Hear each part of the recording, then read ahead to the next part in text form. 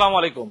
আজকে আমরা কথা বলবো দ্য অল নিউ টয়োটা সিএচআর নিয়ে, যা কিনা হচ্ছে 2020-এর মডেল এবং এখানে 2019 থেকে 2020-এ কিছু চেঞ্জেস নিয়ে আসছে।